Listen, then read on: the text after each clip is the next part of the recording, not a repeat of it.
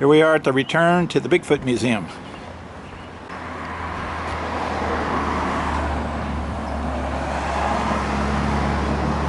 We're going to go inside and see what's up today.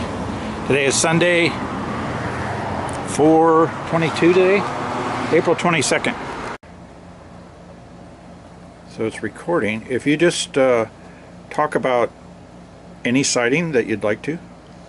Well, you mentioned the one of the guy in the urinal. So why don't I go ahead restroom. And do the restroom? Well, I've got to get specific in Okay. the story. Yeah, the guy goes to the restroom. He's in one of our state parks here, in a campground, and of course the restroom is centrally located, and it's a block building made out of cement blocks. And what time of the day? It's late at night. It's in the AM. Everybody's asleep in the camp. It's quiet. There's a big spotlight on top of the restroom so you can find it in the dark. And he makes his way up there. Brought a little flashlight and made his way to the restroom. And he goes in and he's standing at the urinal to do his business there. And the wall behind the urinal went up and of course met with the ceiling. And in the corner there, they had left an opening. So there's a space, I don't know, 6 or 8 inches wide coming down from the ceiling, and they had a fairly wide meshed screen over that. And it's a vent, to let air flow through the place. And so he's standing there. It's 1:32 in the morning, something like that, and it's a little chilly. It's probably 40 degrees out, and he's hearing some noise, and it sounds like somebody just walked up and was standing right opposite him on the other side of the wall. And that unnerved him a little bit, but that's what his ears told him had just happened. So he's looking up at this grate, thinking, well, it sounds like there's somebody standing right outside there.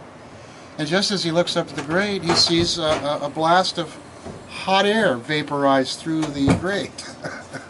And he then caught wind of this horrible halitosis, and then the fight or flight scenario kicked in, and he's having himself a little adrenaline rush, and he's standing there going, what the hell is standing on the outside of this wall?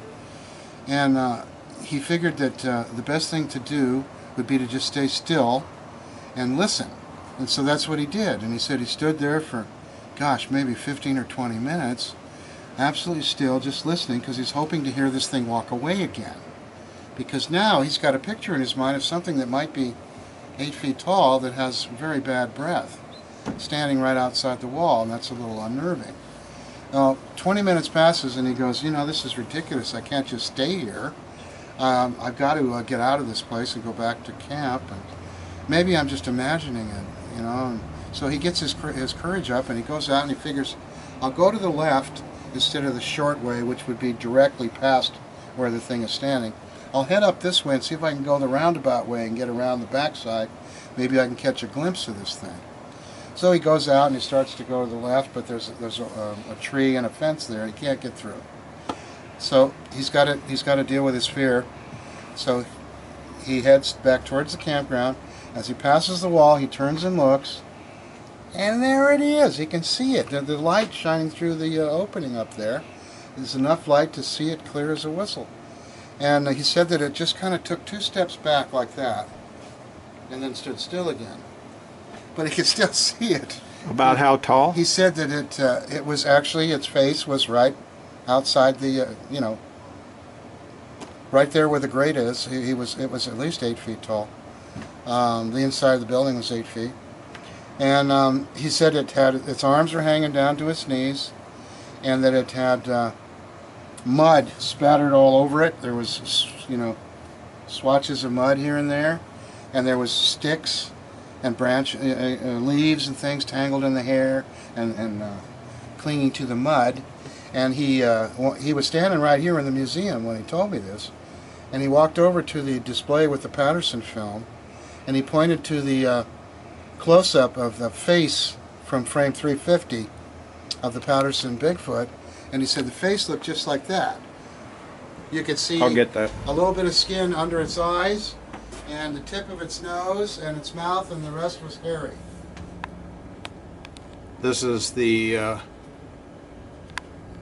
one that he's talking about.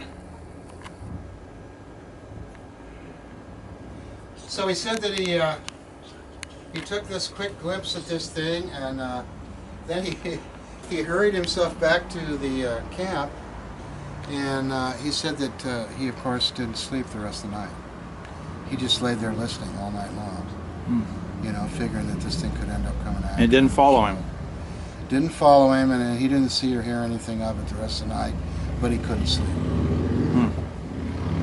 And I'll tell you, when he told the story, it was like real time. Everybody that was here was going, "Come on, what happened?" You know, because he was dragging the story out. Yeah, it was. How recent was this? This was in the early '90s. Uh-huh. Yeah, so this was a while ago.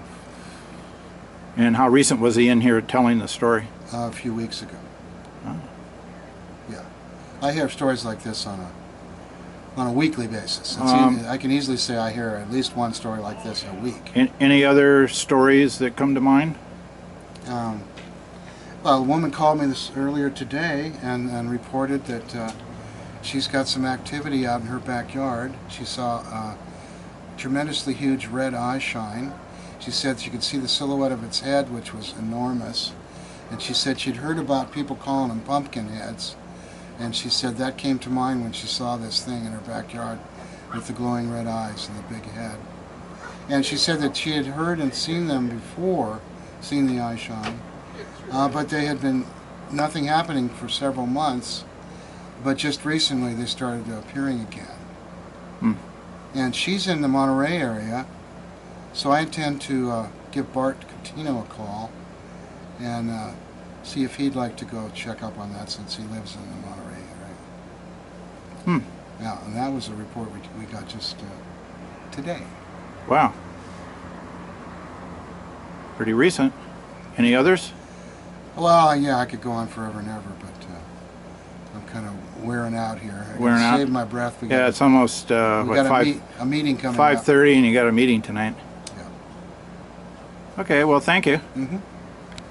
Okay, go. Track. Another story. Yeah, the lady was up in the area we were just discussing, and she said she saw a sign leading to a little park, and she took the side road off the main road into this little county park, and as she was getting deeper into the woods, and she described it as being an area with lots of ferns and lots of redwood trees, with a creek running through it, and just as she came to a bend in the road where the creek was off to her right, and it turned, she noticed up ahead, maybe 60 yards ahead, and then less as she approached it, what looked like, she said it looked like Arnold Schwarzenegger, except it was naked and covered with long hair.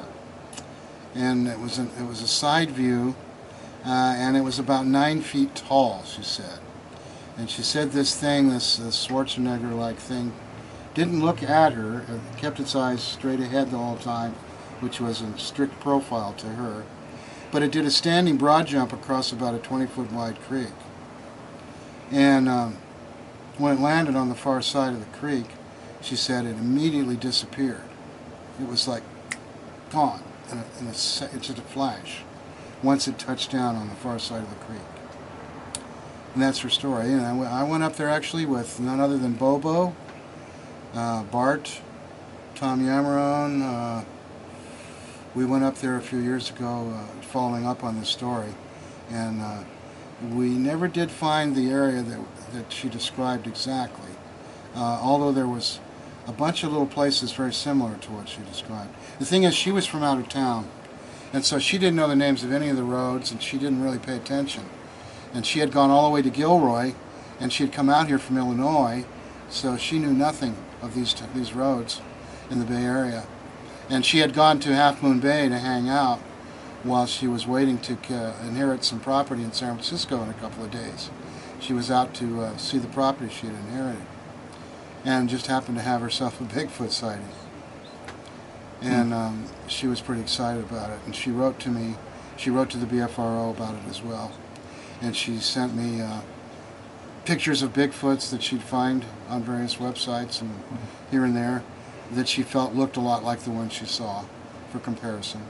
And she drew a picture of the road, and she'd gone up there looking, she went past this Bigfoot spot, went up on a ridge, and she said there was a road closure sign announcing the road had been closed because there had been a slide up on Devil's Slide as you approach San Francisco, which was, of course, north of Half Moon Bay and north of her location there. So it happened somewhere south of Devil's Slide in the coastal redwoods near Half Moon Bay. And I don't know if it was Huddard Park or if it was Purissima, or there was one of these little parks up there in San Mateo County.